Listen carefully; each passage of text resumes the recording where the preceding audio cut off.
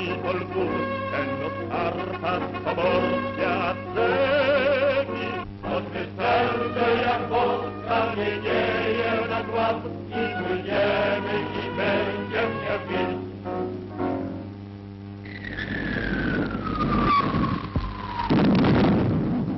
It was in September 1939 when Warsaw first made front-page news.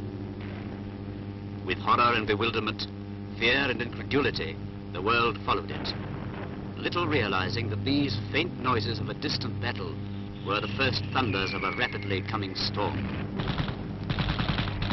Not until almost a year later was the drama of Warsaw fully understood. Rotterdam was a heap of smoking ruins. Belgium lay prostrate. France crumbled together with the broken illusion of the Maginot Line. The survivors from Dunkirk brought with them the news of formidable armor, the deadly Luftwaffe, and the crushing power of the Blitzkrieg.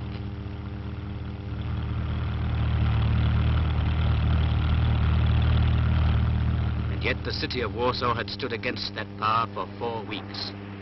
Alone, with no help from the outside world, with nothing to oppose the air and land onslaughts but her small garrison and the spirit of her people.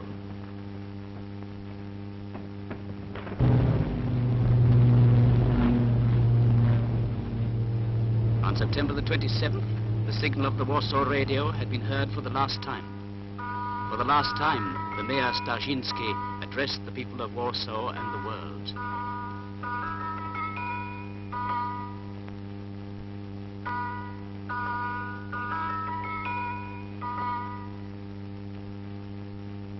Warsaw fell.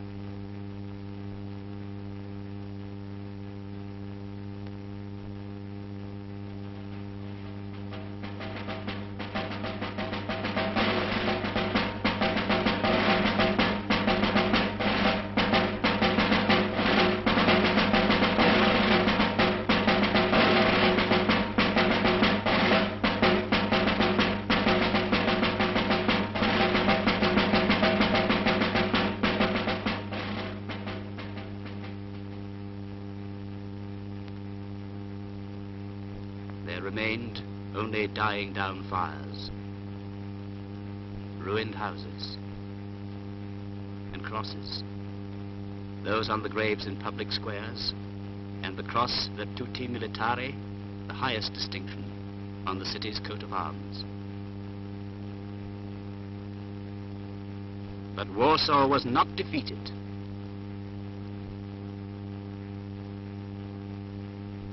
The nation did not die.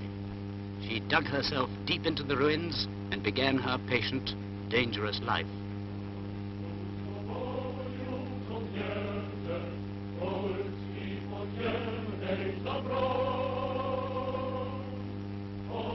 Warsaw took the lead again. Her hidden printing shops began to turn out periodicals, over 180 of them. Paper had to be stolen from the Germans, so had the printing ink.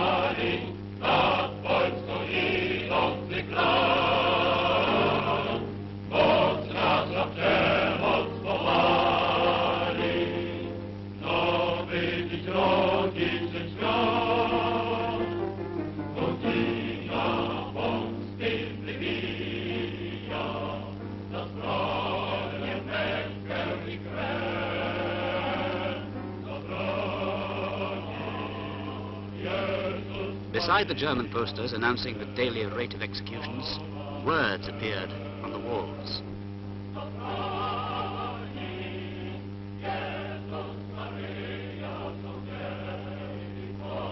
Words of remembrance, of hate, of scorn, of disdain.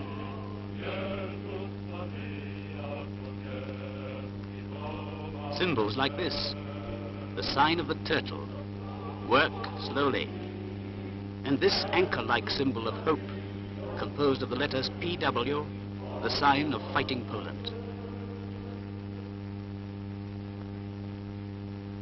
For fighting Poland became a reality. Among the forests and swamps, this army sprang to life, hundreds of thousands strong, clad in old Polish and German uniforms, armed with weapons from various sources.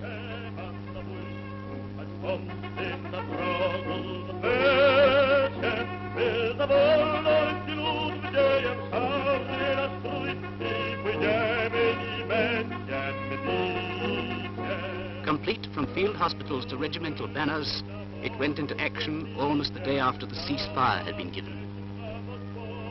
In 1944 alone, 1,630 acts of sabotage were carried out by the army and the civilian saboteurs.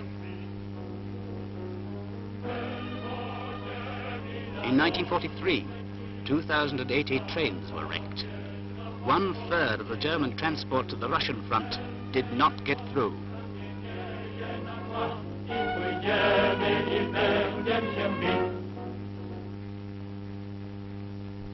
Warsaw had her battles too.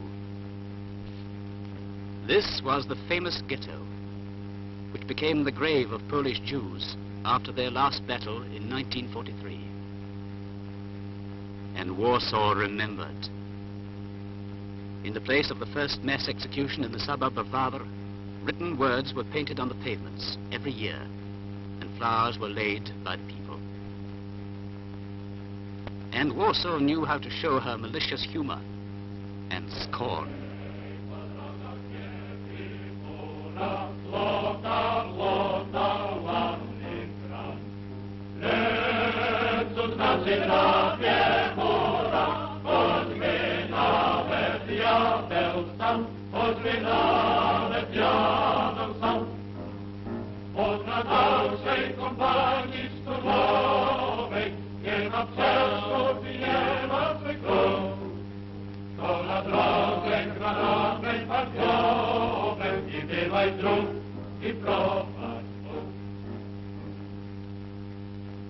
After almost exactly 5 years, Warsaw came into the news again.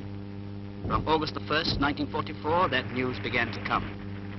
First, faint and hardly audible through the noise of world war and political controversies, then stronger and stronger until it grew to a cry.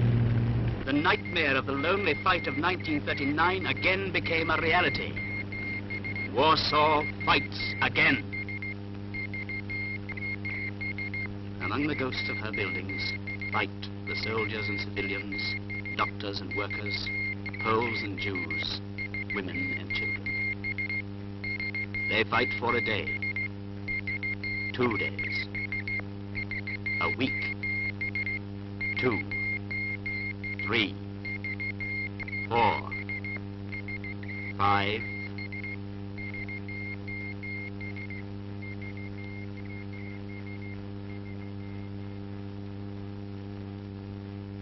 This was Warsaw. Maybe again after a year, the true meaning of that battle will be assessed by soldiers and historians. Maybe a bigger and more beautiful city will be built on the ruins, to be the capital of a new and better Poland. But this one died a soldier's death for the common cause. And to die in battle is to live forever.